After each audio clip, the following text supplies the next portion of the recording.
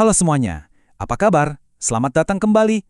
Hari ini kita bakal kupas tuntas sebuah cara yang luar biasa buat melesatkan karir, yaitu dengan amalan spiritual. Yuk, langsung aja kita bahas gimana caranya menggapai puncak karir dengan zikir, Ya Malik. Kalian pernah nggak sih ngerasa butuh semacam dorongan ekstra gitu dalam karir? Mungkin pengen lebih dihargai sama rekan kerja dan atasan, atau bahkan lagi ngincer jabatan yang lebih tinggi. Nah, kalau iya, pertanyaan di layar ini pas banget buat Anda. Ya, wajar banget sih kalau kita semua pengen punya karir yang cemerlang dan posisi yang terhormat. Ini bukan cuma soal status loh, tapi juga soal gimana kita bisa memaksimalkan potensi diri kita dan tentunya buat mencukupi rezeki. Nah, yang menarik banget nih, dalam ajaran Islam, kita tuh diajarin kalau ikhtiar atau usaha keras kita di dunia kerja itu nggak perlu dipisahin dari amalan spiritual. Justru sebaliknya, keduanya ini bisa jadi power combo yang dahsyat banget buat ngebuka pintu-pintu kesuksesan. Oke, sebelum kita loncat ke gimana caranya, penting banget nih buat kita paham dulu kenapanya. Jadi, ayo kita bedah dulu makna di balik nama Allah yang jadi fokus kita kali ini, yaitu Al-Malik.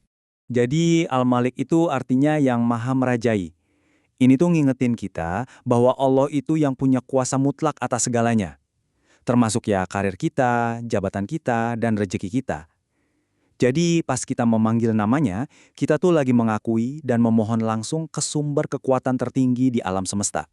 Nah, hadis ini tuh keren banget, ngejelasin betapa dahsyatnya kekuatan Asmaul Husna.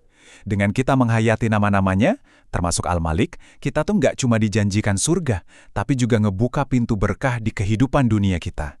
Intinya apa? Ini bukan cuma sekedar bacaan, tapi cara kita buat benar-benar terhubung dengan Sang Pencipta. Oke siap, sekarang kita masuk ke bagian yang paling ditunggu-tunggu, bagian praktisnya. Gimana sih caranya kita mengamalkan zikir Ya Malik ini di rutinitas harian kita buat mendukung karir? Yuk kita lihat detailnya. Coba deh lihat tabel ini baik-baik, detailnya spesifik banget kan?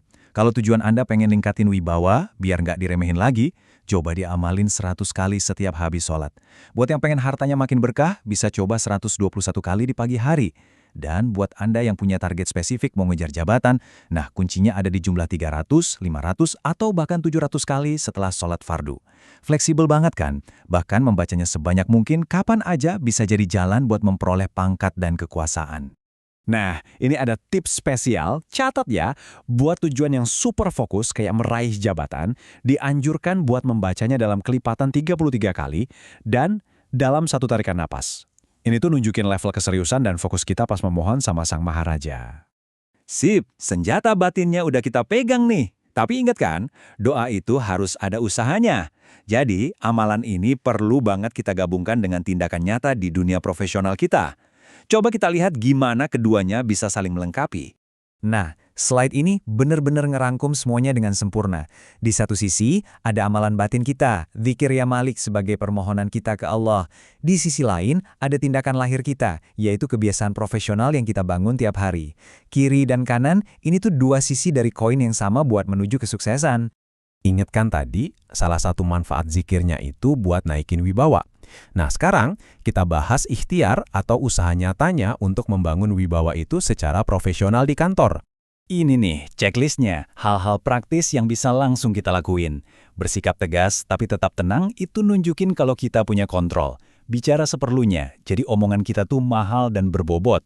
Jadi pendengar yang baik, wah itu nunjukin rasa hormat dan itu pondasi wibawa. Semua poin ini, dari penampilan sampai berbagi ilmu, adalah cara kita memantaskan diri buat menerima anugerah yang kita minta lewat zikir. Oke, kita udah lihat dari sisi spiritualnya, udah lihat juga dari sisi profesionalnya. Sekarang kita tarik benang merahnya, apa sih yang jadi kunci sukses yang utuh lahir dan batin? Dan inilah dia kuncinya, teman-teman. Sukses yang sejati itu bukan hasil dari salah satunya aja, tapi hasil dari perpaduan harmonis antara tawakal, yaitu berserah diri total sama Allah setelah kita berdoa dan berzikir, dan ikhtiar, yaitu usaha pol-polan yang kita kerahkan di pekerjaan. Ibaratnya doa kita mengetuk pintu langit dan usaha kita yang menjemput hasilnya di bumi. Jadi, sebagai penutup, saya mau tinggalin satu pertanyaan buat kita renungin bareng-bareng. Siapkah Anda menjadi raja di bidang profesional Anda? Bukan cuma soal jabatan ya, tapi jadi master di bidang Anda. Memimpin dengan integritas, dan yang paling penting, dapatin itu semua dengan restu dari Sang Maharaja yang sesungguhnya, Allah SWT. Makasih banyak ya udah nyimak sampai akhir. Semoga amalan dan ikhtiar kita semua diridainya. Kalau Anda merasa pembahasan ini bermanfaat, jangan lupa buat subscribe, like, share, dan tinggalkan komen. Sampai jumpa di kesempatan berikutnya.